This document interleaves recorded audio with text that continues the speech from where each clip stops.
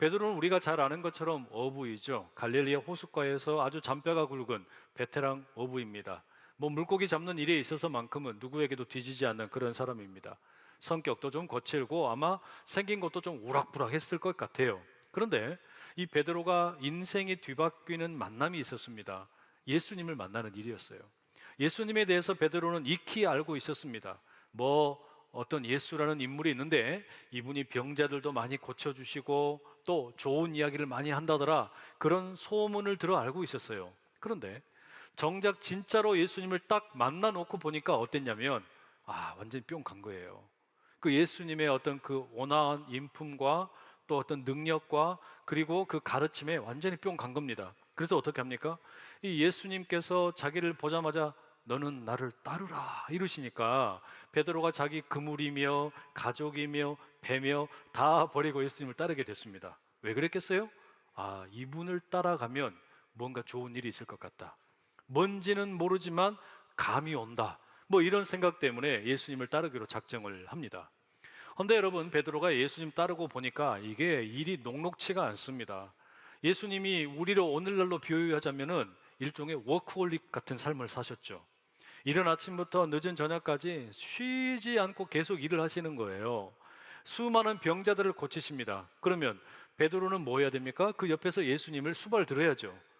예수님을 도우면서 병자들을 고치는 일도 하기도 했고요. 또 예수님의 그 하나님 나라 설교 말씀 들으러 수많은 사람들이 막 전국에서 몰려듭니다.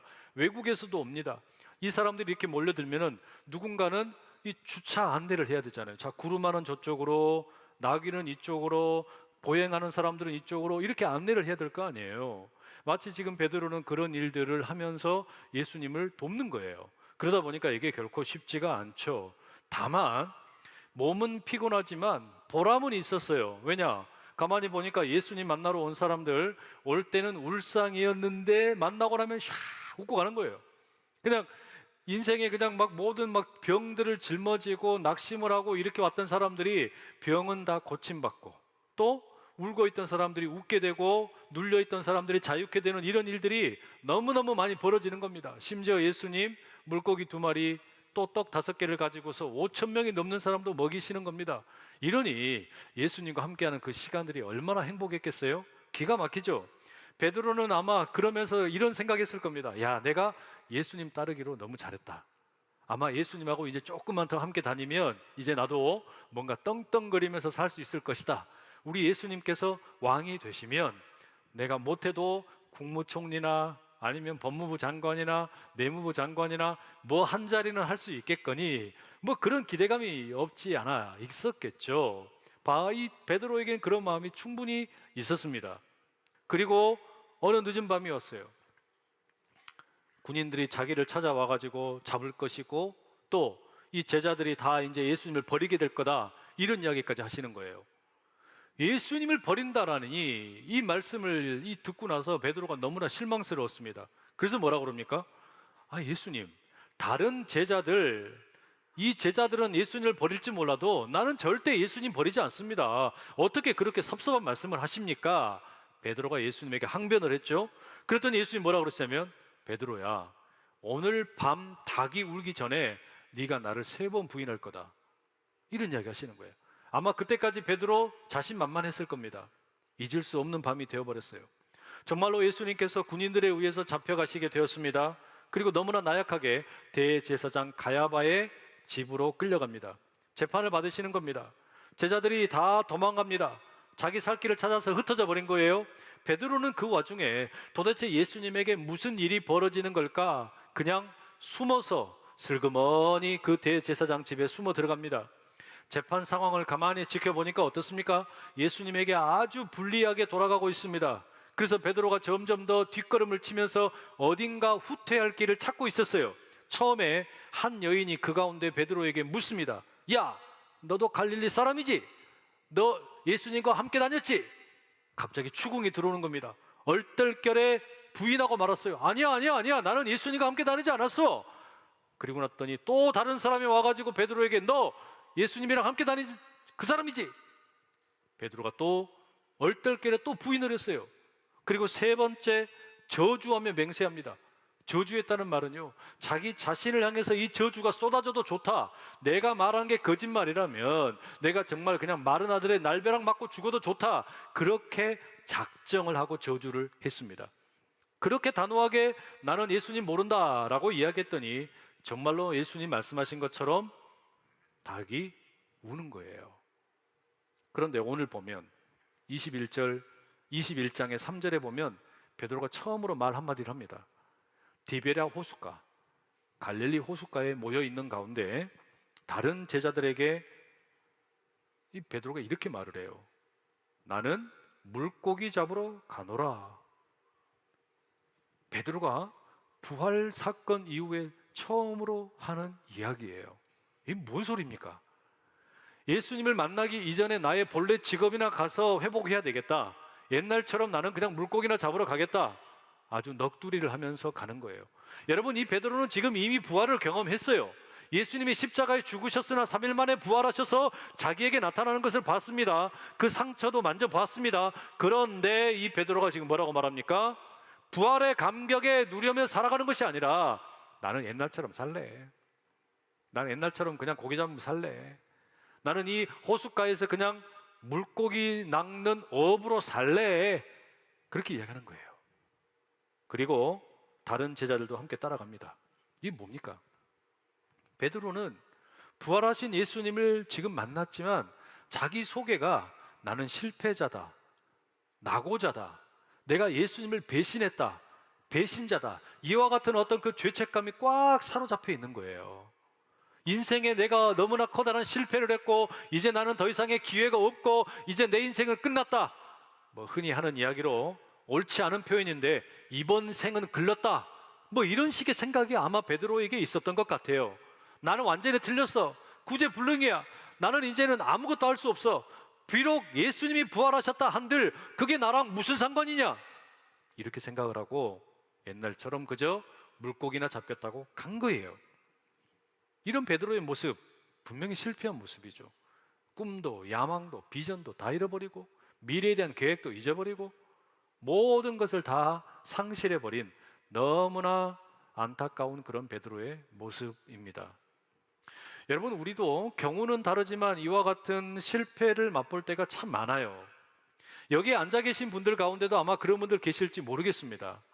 경우는 다르지만 10번을 시도했는데 7번 실패한 게 너무 마음에 걸려가지고 그게 너무나 가슴이 아파서 3번의 성공에는 만족을 못하고 7번의 실패 때문에 나는 죄책감이 있다, 나는 너무나 낙오자다, 나는 되는 게 없다, 이렇게 생각하고 이 자리에 앉아있는 분 계실지도 모른단 말이에요. 뜻하지 않게 공장에 불이 나기도 하고 믿었던 동업자가 나를 배신하고 결혼이 실패해서 또 이혼을 하기도 하고 자녀들이 속을 썩이고 또 어떤 자녀들은 부모보다 먼저 세상을 떠나버리기도 하고 누구보다 건강만큼은 자신이 있었는데 건강검진하러 갔더니 느닷없이 암 선고를 받기도 하고, 청년들 같으면 원하는 대학에 들어가려고 재수 3수를 했는데도 실패하기도 하고, 그렇게 열심히 노력을 해가지고 회사에 들어갔는데 적성이 맞지 않아서 2년 만에 뛰쳐나오기도 하고. 여러분, 우리가 이런 일들 겪게 되면 어떻습니까? 괜시리 마음이 무거워요. 나는 인생이 이렇게 왜 되는 일이 없지? 난 도대체 왜 이렇게 아무것도 안 되는 것 같지? 내 인생에 도대체 사람을 만나도 뭐가 되는 게 없고 돈을 버는 일도 되는 게 없고 도대체 교회 안에서도 뭐가 되는 게 없고 나는 도대체가 왜 이럴까? 실패자 같은 그런 생각 가지고 나온 분들이 있을지도 모르죠. 부활을 믿느냐 안 믿느냐, 부활을 경험했느냐 안 했냐, 이게 중요한 게 아니더라고요. 이미 부활절은 지났습니다. 이미 예수님 부활하셨습니다. 우리는 사셨네 사셨네 예수 다시 사셨네 노래를 불렀는데 여기 앉아있는 내 마음은 아직도 무거운 거예요. 왜 이런지 모르겠어요. 내 인생은 왜 이렇게 뭔가 되는 일이 없는 것 같고 웃는 일보다는 늘 인상이 찡그려지고 세상에 별로 이렇게 기쁜 일이 없어요. 그런 안타까운 마음 가지고 어쩌면 여러분 여기에 앉아있는 분들을 왜 없겠습니까? 여러분, 정도야 차이가 있겠지만 10번 가운데 7번을 실패했던 8번을 실패했던 6번을 실패했던 그런 그 실패가 나를 낙심시키게 하고 구제불능이 되게 만들고 아무것도 아닌 것처럼 만들고 이런 그런 어떤 실패한 마음으로부터 우리를 회복할 수 있는 길이 뭘까요? 나를 회복할 수 있는 길. 이 베드로처럼 부활하신 예수님을 만났음에도 불구하고 여전히 그 실패의 자리에 눌러 앉아 있는 것 같은, 나 왜 이렇게 되는 일이 없지? 왜 이렇게 뭐가 안 되지? 이런 마음으로부터 우리가 일어날 수 있는 길이 뭐냐라는 말이에요. 몇 년 전에 테드라는 그런 프로그램에서 사이먼 시넥이라는 그 학자가 강연하는 걸 한번 봤는데요. 이분이 아주 재미있는 그런 이야기를 하더라고요. 그 대부분의 기업이나 또는 사람들이 어떤 의사 결정을 할 때 이런 질문을 한대요. 뭘 할까? 무엇이 될까? 무엇을 얻을까? 그러니까 무엇이라고 하는 게 사람들이 의사결정을 할 때 가장 먼저 던지는 질문이랍니다. 예를 들면 나는 앞으로 무엇이 될까? 자, 그게 만약에 의사라고 하면 그 무엇을 위해서 그 다음에 던지는 질문은 이제 뭐겠습니까? 어떻게 해요? 이렇게 하는 것도 나쁘지는 않죠. 내가 의사가 되는 게 목적이다. 이건 무엇이에요? 근데 이 무엇이 되기 위해서는 이제 어떻게 해야 될까? How라는 질문을 던지는 겁니다. 그래, 그럼 지금부터 내가 하루에 몇 시간씩 공부를 하고 의대를 들어가고 뭐 인턴도 하고 레지던트도 하고 전공의도 하고 이렇게 해서 내가 의사가 되어야지. 이렇게 이제 접근을 하는 겁니다. 그런데 이와 같은 방식으로 접근을 하게 될 때 수많은 사람들 또는 수많은 회사들이 실패하는 경우가 너무너무 많더라는 겁니다. 가장 중요한 질문이 없기 때문이라는 거예요. 여러분 따져놓고 보면 그렇잖아요. 자, 내가 서울대학교 들어가는 게 목적이다. 이게 무엇이거든요. 내가 앞으로 10년 안에 10억을 모으는 게 목적이다. 이게 무엇이에요? 그럼 이 무엇을 위해서 나는 how, 어떻게 할 것인가 방법들을 막 찾을 거 아닙니까? 그런데 결과적으로 따져놓고 보니까 내가 의사가 안 됐어요. 그럼 뭐예요? 이건 실패. 내가 서울대학교에 못 들어갔어요. 그럼 뭐예요? 실패. 내가 10년 동안 노력했는데 10억을 모으지 못했어요. 실패. 이건 다 실패예요. 그렇죠? 그러니까 우리가 인생의 질문을 무엇을 먼저 묻는 게 아니라 뭔가 다른 것을 먼저 물어야 된다는 거예요. 무엇이 될 건가? 무엇을 가질 것인가? 무엇을 이룰 것인가? 이 what이라고 하는 것을 먼저 묻고 그 다음에 이걸 위해서 어떻게, how라는 걸 묻는 이런 식의 질문은 위대한 기업이나 위대한 리더들이 하는 것이 아니라는 거예요. 근데 바꿔야 된답니다. 어떻게 바꿔야 되냐? 제일 먼저 물어야 될 것은 왜라는 거예요. 왜? 예를 들면 나는 의사가 될 거야. 이 무엇을 묻기 전에 가장 먼저 물어야 될 건 뭐냐면 나는 왜 의사가 될 거냐? 이걸 물으라는 거예요. 기업 같으면 우리는 이 소비자들이 왜 우리 제품을 사야 하는가? 이 소비자들은 도대체 우리 제품을 사야 될 이유가 뭔가? 저 고객들이 우리 제품을 사야 될 그 이유가 뭔가? 이걸 먼저 물으라는 거예요. 이 왜? 그러면 이 왜라고 하는 것은 결국에 뭐가 됩니까? 어떤 기업의 가치, 이념, 신념, 비전 이런 게 되겠죠? 그리고 난 다음에 기존의 어떤 틀, 이것을 어떻게 깨트릴 건가? 말하자면 사람들이 우리 물건을 구입하도록 왜 구입하도록 할 건가? 거기에 대한 어떤 그 기존 관념 또는 다른 물건을 사던 사람들이 그것을 선택하지 않고 우리 물건을 선택하도록 어떻게 할 거냐? 어떻게 하라는 걸 그 다음에 물으라는 거예요. 그 다음에 마지막에 뭐하냐? 그 다음에 무슨 제품을 만들 거냐? 그때 가서 결정하라는 거죠. 제일 먼저 물을 것이 왜? 그 다음에가 어떻게? 맨 마지막에가 무엇을 이렇게 물으라는 겁니다. 이 질문의 어떤 그 순서가 저에게는 꽤 도움이 됐어요. 무슨 말이냐면 여러분 우리 사람들은요 많은 경우에 자기를 실패했다고 생각하는 대부분의 경우는 뭐냐면 제일 먼저 묻는 질문이 무엇이기 때문에 그래요. 나는 뭐가 될 거다. 나는 무엇을 할 거다. 나는 무엇을 이룰 거다. 그런데 이것을 이루지 못하면 무조건 실패자가 되잖아요. 근데 이걸 바꾸는 거예요. 나는 왜 사냐라는 걸로 바꾸는 거예요. 그러면 달라지는 겁니다. 베드로의 경우를 보세요. 베드로는 아마도 우리가 짐작을 하건대 예수님을 따라갈 때 그 인생의 목적이 뭐였겠습니까? 무엇? 예수님을 통해서 나도 출세를 해야 되겠다. 나도 무언가가 되어야 되겠다. 국무총리가 되어야 되겠다. 장관 자리 하나 해야 되겠다. 이게 무엇이었고 그 무엇을 위해서 어떻게 할 거냐? 집이고 뭐고 다 버리자. 배도 버리자. 그물도 버리자. 예수님 따라가자. 그가 베드로가 그게 선택한 길이었어요. 그렇게 베드로 그 길을 걸어가는데 결국에 베드로가 보니까 예수님이 돌아가시네? 죽어버리셨네? 아이고야, 내가 원했던 것은 다 끝나버렸구나, 실패했구나. 그러니 어떻습니까? 베드로 스스로 생각하기에는 이건 완전히 실패한 인생인 거예요. 나는 나고자라고 생각이 되는 거예요. 되는 게 없네. 3년 동안 예수님 뒤에서 그렇게 내가 열심히 따라다녔는데 결과가 이거야, 실패다, 이렇게 단정을 짓는 겁니다. 그런데 여러분, 이런 지금 실패 가운데 낙심하고 나고자가 되었다라고 생각하는 이 베드로에게 예수님이 찾아오셨어요. 거기서 만나자, 갈릴리에서 만나자 말씀하신 대로 예수님께서 베드로와 제자들을 찾아오신 겁니다. 물고기 잡으러 간 이 베드로와 제자들을 찾아오신 예수님, 왜 찾아오신 겁니까? 그들의 인생이 실패자라는 것을 깨뜨리기 위해서. 아니다, 너희들의 인생은 절대로 실패한 것이 아니다, 그것을 예수님 지금 회복시켜주기 원하는 거예요. 여러분, 오늘 이 자리에서 지금 예배하는 우리 마음 가운데도 그런 분들 아마 계실지 몰라요.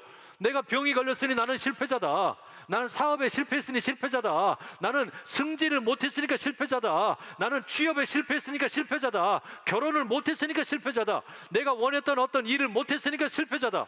그 무엇을 못해서 실패했다고 생각되는 사람들에게, 낙오되었다고 생각되는 사람들에게, 여러분, 이곳이 베드로와 제자들을 찾아오신 그 디베랴 호숫가가 될 수 있기를 축복합니다. 우리가 예수님 만나는 자리가 되면 좋겠어요. 무슨 이야기입니까? 예수님이 우리에게 찾아오세요. 예수님이 찾아오셔서 우리를 실패자의 인생에서 회복을 시키신단 말이에요. 실패했던 모습을 돌이키게 하신다는 말이에요. 베드로가 밤새도록 그물질을 했습니다. 한두 번 했겠어요? 그 호숫가에서 베드로가 이미 너무너무 잘 아는 곳인데 열심히 그물을 내리고 올리고 내리고 올리는데 희한하게 잡히지를 않아요. 날이 샜습니다. 그때 예수님이 찾아오셨습니다. 그리고 물으세요. 베드로야, 그리고 제자들아, 너희들 고기 좀 있냐? 고기 좀 잡았냐? 여러분, 이 예수님의 질문 어찌 따져놓고 보면요, 상처에다가 소금 뿌리는 꼴이에요. 그렇잖아요. 사실 여러분, 누군가가 이렇게 상처가 있거나 낙심했거나 이러면 그냥 가만히 기다려야지. 예수님 참 못됐어요. 고기 한 마리 잡도 못해가지고 지금 실망하고 있는데 어째 고기 한 마리 있어? 이렇게 묻는 거잖아요. 얼마나 짜증나겠어요. 그러면 베드로는 처절하게 좀 실패한 입장인데 그때 이제 어떻게 합니까? 할 말이 없죠. 한 마리도 못 잡았습니다. 없어요. 그랬더니 예수님 뭐라 그랬어요? 배 오른편에도 한번 그물 한번 내려봐라. 속는 셈 치고 그물 내렸는데 이 그물이 또 찢어질 듯이 고기가 많이 잡혀. 153마리가 잡혀요. 막 팔뚝만한 이렇게 물고기들이 막 팔딱팔딱 올라오는 거예요. 여러분, 이 고기들이 올라오는 걸 보면서 베드로가 무슨 생각했을까요? 옛날 생각 났겠죠.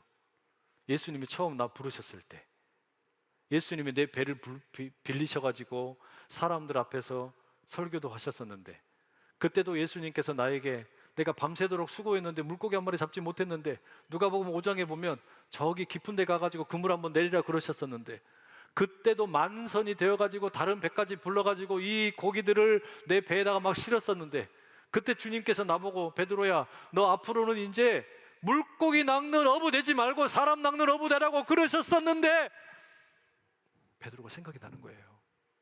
그리고 예수님과 함께 했던 지난 3년의 시간들이 생각이 나요.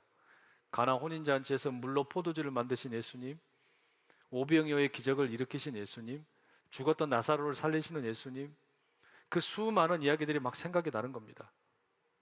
그렇게 예수님께서는 베드로에게 물고기를 잡게 하시면서 잊어버렸던, 까맣게 잊고 있던 베드로의 사명을 다시금 생각나게 만드는 거죠. 그리고 예수님께서 이 제자들을 위해서 아침 밥상을 준비하십니다. 조반을 준비하시는 거예요. 주님께서 그 조반을 다 준비하신 이후에, 식사가 다 끝난 후에 베드로에게 따로 물으세요. 베드로에게만 따로 물으시는 그 질문이 뭡니까? 베드로야, 네가 나를 사랑하느냐? 베드로야, 네가 나를 사랑하느냐? 예수님께서 베드로에게 물으세요. 주님, 제가 예수님 너무너무 사랑합니다. 베드로야, 네가 나를 사랑하느냐? 주님, 내가 예수님, 주님 사랑하는 거 아시잖아요. 베드로야, 네가 정말로 나를 사랑하느냐? 주님, 내가 주님을 사랑하는 줄 우리 주님이 아십니다. 3번이나 예수님께서 똑같은 질문을 반복해서 하시고 베드로는 거기에 3번을 대답을 합니다. 이건 의도적인 거죠. 앞서 베드로가 예수님을 모른다고 3번이나 부인했었잖아요.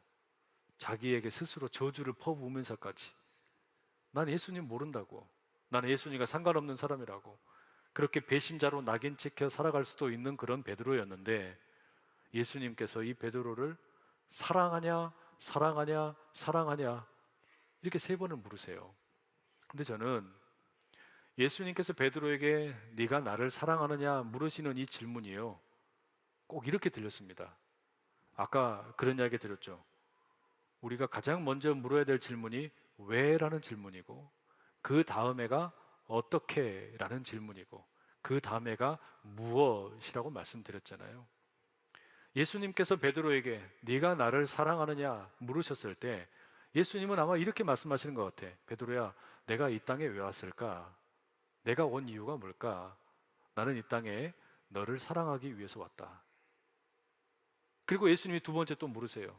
베드로야, 네가 나를 사랑하느냐? 이 말씀이 베드로야, 나는 어떻게 사랑을 할까? 내가 어떻게 너를 사랑할까? 나는 십자가에 내 전부를 내어주기까지 너를 사랑해. 그리고 예수님께서 3번째 베드로에게 물으세요. 베드로야, 네가 나를 사랑하느냐? 이것은 베드로야, 나는 너에게 사랑이 되고 싶다. 내가 되고 싶은 것은 사랑이다.